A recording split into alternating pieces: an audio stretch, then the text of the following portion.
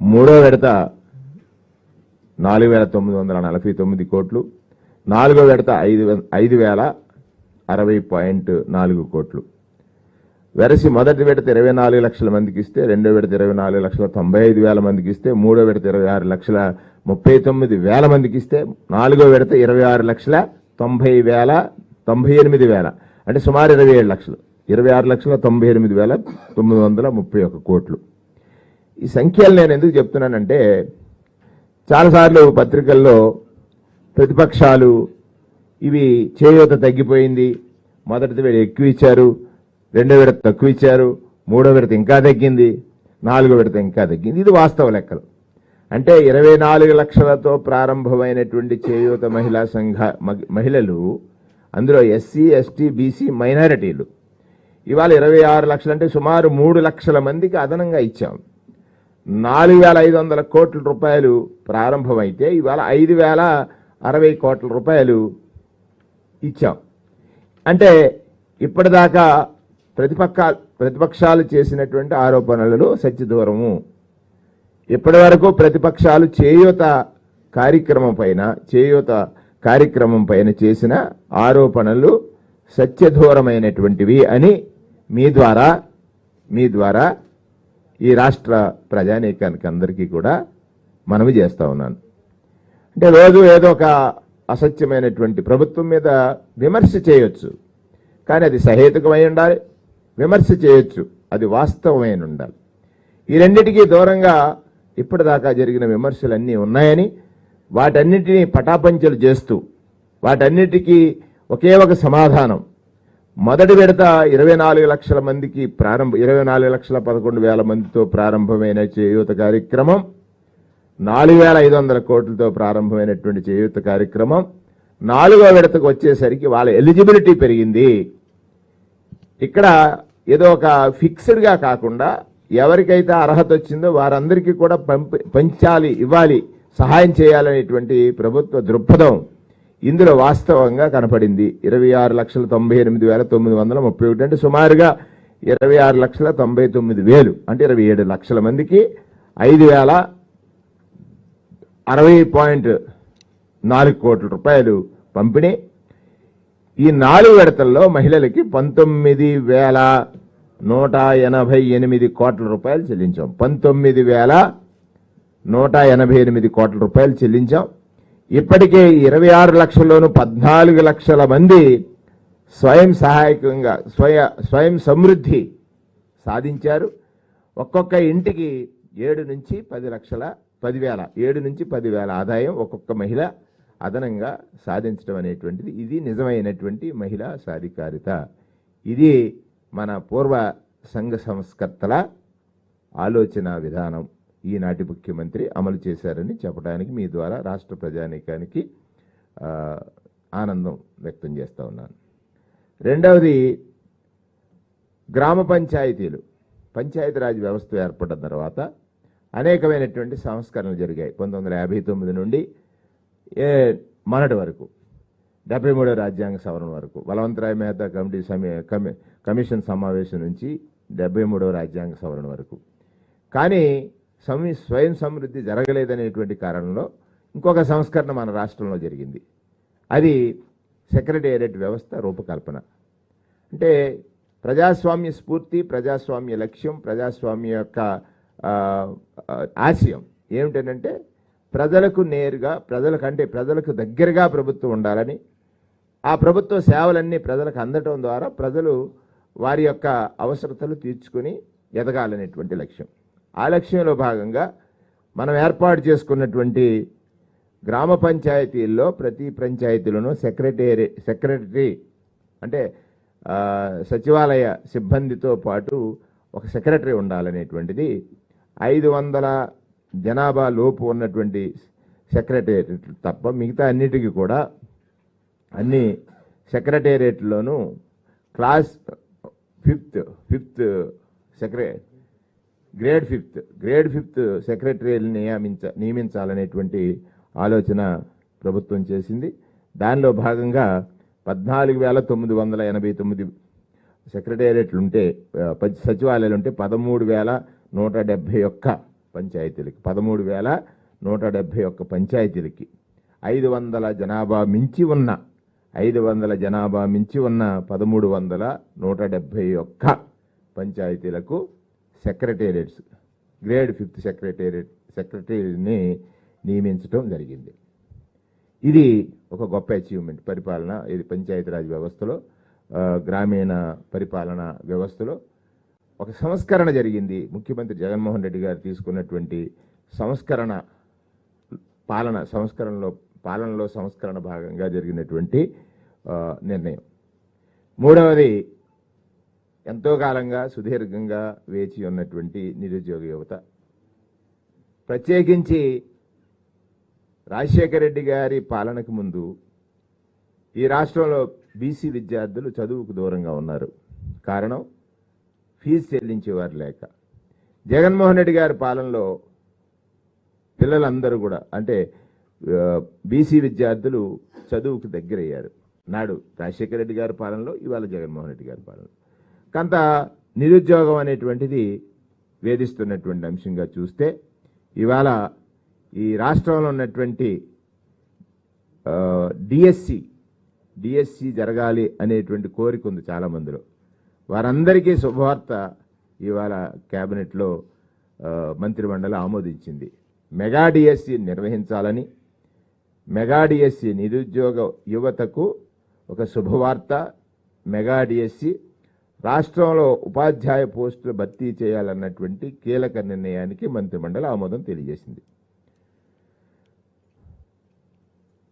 DSC 2024 ద్వారా రాష్ట్ర వ్యాప్తంగా పాఠశాల విద్యాశాఖ, గిరిజన సంక్షేమ శాఖ, సాంఘిక సంక్షేమ శాఖ, బీసీ సంక్షేమ శాఖ పరిధిలో ఉన్నటువంటి పాఠశాలల్లో 6,100 పోస్టుల భర్తీకి మంత్రిమండలి ఆమోదం తెలియజేసింది. ఇది ఈ రాష్ట్రంలో ఉన్నటువంటి ఎవరైతే ఉపాధ్యాయ వృత్తిని ఫ్యాషన్గా ఎంచుకుని ఉపాధ్యాయ వృత్తిలో ఎంటర్ అవ్వాలనుకున్నారో వారందరికీ కూడా జరిగిన ఒక గొప్ప శుభవార్తగానే మంత్రిమండలి ఈరోజు ఆమోదం తెలియజేసింది. ప్రభుత్వం ఏర్పడిన తర్వాత 2019 నుండి ఒక విద్యారంగంలోనే 14,219 పోస్టులు ఈ ప్రభుత్వం నియామకం చేసింది. 14,219 పోస్టుల్ని ఈ ప్రభుత్వం నియామకం చేసింది. సబ్జెక్ట్ టీచర్లు కాన్సెప్ట్ దృష్ట్యా ఏర్పడినటువంటి 7,761 పోస్టులు దీంట్లో భాగంగా భర్తీ చేసింది ప్రభుత్వం ఆనాడి గతంలో జరిగినటువంటి దాంట్లో. దీనికి అర్హత 42 ఏళ్ళు, ఎస్సీ ఎస్టీ బీసీలకు ఇంకొక 5 సంవత్సరాలు వయో పరిమితిని సడలింపు ఇవ్వడం జరిగింది. రాష్ట్ర వ్యాప్తంగా 185 సెంటర్లో 15 రోజుల పాటు రాష్ట్ర వ్యాప్తంగా 185 సెంటర్లో 15 రోజుల పాటు పరీక్షలు నిర్వహిస్తాం. 8 రోజులు టెట్ నిర్వహణ.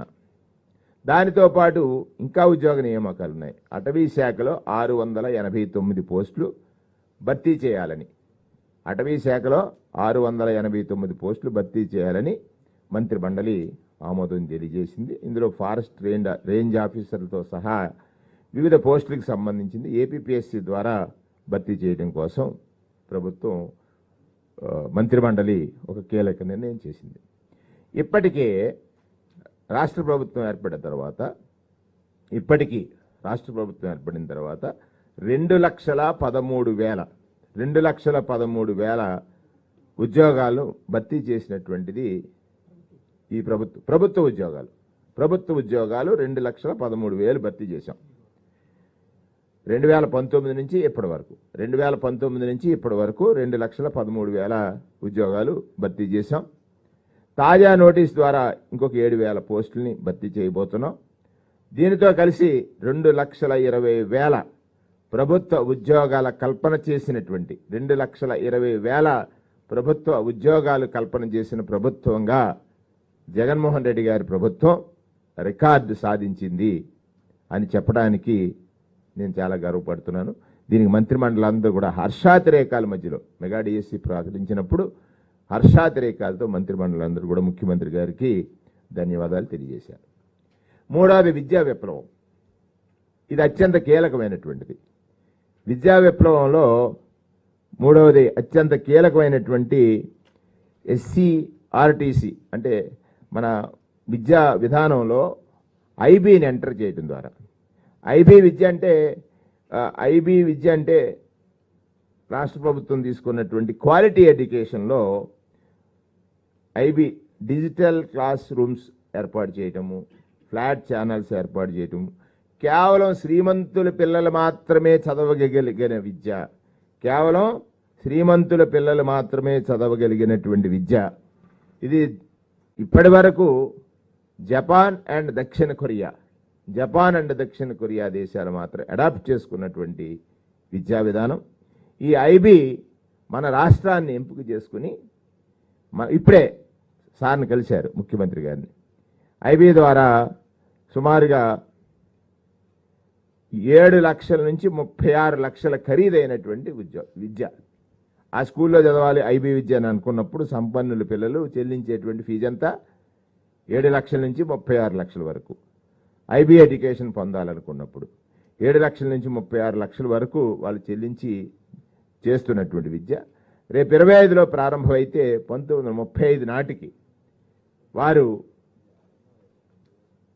10th ప్లస్ 2 2 దేనికోసమని రాయొచ్చు రేపు పొద్దున కొంతమంది ఐబీ విద్య ఇదని. దేనికోసమని అంటే ఈ క్వాలిటీ ఎడ్యుకేషన్ వల్ల ఇంటర్నేషనల్ స్టాండర్డ్స్ పెరిగి మన విద్యార్థులు అంటే అందని ద్రాక్షగా ఉన్నటువంటి ఈ ఐబీ విద్య అందుబాటులో ప్రభుత్వ పాఠశాలలకు తెచ్చినటువంటి ఘనత భారతదేశ చరిత్రలో అందని ద్రాక్షగా ఉన్నటువంటి ఐబీ ఎడ్యుకేషన్ని ప్రభుత్వ పాఠశాలల్లోకి అందుబాటులో తెచ్చినటువంటి ఘనత ముఖ్యమంత్రి జగన్మోహన్ రెడ్డి గారికి దక్కుతుందని మొత్తం యావత్ కేబినెట్ మంత్రివర్గం అంతా కూడా హర్షాతిరేకాలతో వారికి ధన్యవాదాలు తెలియజేసింది. ఎందుచేత ఇంటర్నేషనల్ స్టాండర్డ్స్ పెరుగుతాయి. ఇది యూనివర్సిటీస్లో మన పిల్లలు ఈజీగా కమ్యూనికేషన్ స్కిల్స్ పెరగడం వల్ల రేపు సంవత్సరం ప్రారంభిస్తే 10th క్లాస్కి వస్తులోకి వారు కమ్యూనికేట్ చేసేటువంటి స్కిల్స్ ఏవైతే ఉన్నాయో అవి కూడా చాలా ఎక్సలెంట్గా పెరుగుతుందనేటువంటి ఉద్దేశంతో ఈ ఐబీ ఎడ్యుకేషన్ని ఇంట్రడ్యూస్ చేస్తూ మన ప్రభుత్వ పాఠశాలలో తీసుకున్నటువంటి నిర్ణయానికి ముఖ్యమంత్రి గారికి అందరూ కూడా ధన్యవాదాలు తెలియజేసినటువంటి విధానాన్ని ఈ సందర్భంలో ఈ 24-25లో ఉపాధ్యాయులకు విద్యాశాఖ అధికారులతో పాటు శిక్షణ ఇస్తారు. అంటే ఐబీ విద్య తెచ్చేశారు, దానికి సంబంధించినటువంటి ట్రైనింగ్ ఉందా లేదా అనేటువంటి క్వశ్చన్ రావచ్చు రేపు పొద్దున్న. అది ప్రతిగా అడుగుతారు కాబట్టి ప్రతిపక్షాలకు ఆ తావేమి ఇవ్వకుండా వారిని టీచర్స్ని విద్యాశాఖలో ఉన్న వారిని అందరినీ కూడా ట్రైన్ చేసేటువంటి కార్యక్రమం 24-25లో జరుగుతుంది. సామర్థ్యం నైపుణ్యాల పెంపు 25 నుంచి 1వ తరగతి చెప్పాను కదా. ఫస్ట్ క్లాస్ స్టార్ట్ అయితే 26 నుంచి సెకండ్ క్లాస్ స్టార్ట్ అవుతుంది. ఫస్ట్ క్లాస్ 25లో స్టార్ట్ అవుతుంది, సెకండ్ క్లాస్ 26లో స్టార్ట్ అవుతుంది. సుమారుగా 2035 నాటికి 10th క్లాసు, 2037 నాటికి +2 2 కూడా పరీక్షలు రాసే స్థితికి మన పాఠశాలలో చదివిన విద్యార్థులందరూ తయారవుతారు. దీని ద్వారా వాళ్ళ ఆ సర్టిఫికెట్కి ఉన్నటువంటి వాల్యూ, ఐబీ ఎడ్యుకేషన్ సర్టిఫికెట్కి ఉన్నటువంటి వాల్యూ ఇంటర్నేషనల్గా చాలా వాల్యుబుల్ సర్టిఫికెట్. అంటే సుప్రసిద్ధ యూనివర్సిటీల్లో ప్రవేశాలు చాలా మెరుగ్గా ఉంటాయని ఆంధ్రప్రదేశ్ రాష్ట్ర హిస్టరీ అంటే ఆంధ్రప్రదేశ్ రాష్ట్ర చరిత్ర దీనితో ఈ ఎడ్యుకేషన్తో ప్రపంచ స్థాయికి ఎదుగుతుందనేటువంటి లక్ష్యం. ఆ లక్ష్యానికి జరిగినటువంటి ఇవాళ ఏదైతే కేబినెట్లో చర్చ జరిగిందో దానికి జరిగినటువంటి నిర్ణయం ఇది చారిత్రకమైనటువంటి మార్పు ద్వారా ఒక మంచి అడుగు. ఇప్పటికే విద్యాపరమైనటువంటిది చాలా అడుగులు వేశాం. దానితో పాటు అవి చెప్పి బ్యాక్లారెట్ ఎడ్యుకేషన్ సిబిఎస్ఈ ఐబిఐ ఉంటుంది, సేమ్ ఉంటుంది, కానీ దాన్ని ఇంకా మనం పెంచాలనేది. ఇప్పుడు మన ఉద్దేశం ఏమిటి? ఇప్పుడు సిబిఎస్ఈ ఉంది. ఎస్, ఆమోదం జరిగిన తర్వాతే కదా. ఎస్ఎస్సి బోర్డు ఉంటుంది, దానికి తోడు ఇప్పుడు సిబిఎస్ఈ సిలబస్ ఉందా? ఎస్ఎస్సి బోర్డు ఉండగా ఉంది కదండి. కాదు, సిబిఎస్ఈ ఉందా లేదా? ఎవరు లేదు లేదు లేదు లేదు లేదు దానికి అంత మీ అనుమానాలు వస్తాయని నేను ఎక్స్ట్రా చెప్తున్నాను. ఇప్పుడు ఇంతసేపు చెప్పక్కర్లేదు, ఇది జస్ట్ ఆమోదించానని ఒక మాటతో చెప్పేయచ్చు, కానీ మీకు చిన్న అనుమానం వస్తుందేమో, అనుమానం నివృత్తి చేయడానికి నా ప్రయత్నం చేస్తానని. ఇంకా కావాల్సి డీటెయిల్గా దాని మీద ఇంకో ప్రెస్ మీట్ పెడదాం. ఇది క్యాబినెట్ నిర్ణయం వరకు చెప్తాను, డీటెయిల్ ప్రెస్ మీట్ మళ్ళీ ఇంకొకసారి పెట్టేయడానికి ట్రై చేస్తాను. అంటే ఒకటి, ఐబీ లాంటి ఎడ్యుకేషన్ ఎక్కడో దొరకంది, 7 నుంచి 36 లక్షలు అయ్యేటువంటి ఎడ్యుకేషన్ వాళ్ళ ప్రభుత్వ పాఠశాలలో తెచ్చినందుకు మీరు పెద్ద పతాక శీర్షికలు రాయాలి మా పత్రికలన్నీ. ఎక్కడో 7 లక్షలు ఖర్చు చేసి మొదలు పెడితే 36 లక్షల వరకు ఖర్చు చేయాల్సి, ధనవంతుడు మాత్రమే చదవగలిగినటువంటి విద్యని ప్రభుత్వ పాఠశాలల్లో ప్రవేశపెడుతున్నటువంటి ఈ రోజు, రేపు ప్రతి పత్రికలో పతాక శీర్షికన రావాలి. ఇది మా విద్యా విధానం. మనం స్టేట్ బ్రాండ్ కదా, మనం బ్రాండింగ్ చేయాల్సింది స్టేట్లో. అది దేశం అంతా చూస్తుంది, ప్రపంచం అంతా చూస్తుంది. చెప్పాను ఇప్పుడే నేను, జపాన్, దక్షిణ కొరియా మాత్రమే ఉన్నాయి వీటిలో ఐబీ ఎడ్యుకేషన్ సపోర్ట్ చేసింది. వాళ్ళు మన రాష్ట్రాన్ని ఎంచుకుని వచ్చి సపోర్ట్ చేస్తానన్నందుకు వారికి స్వాగతం పలుకుతున్నాం.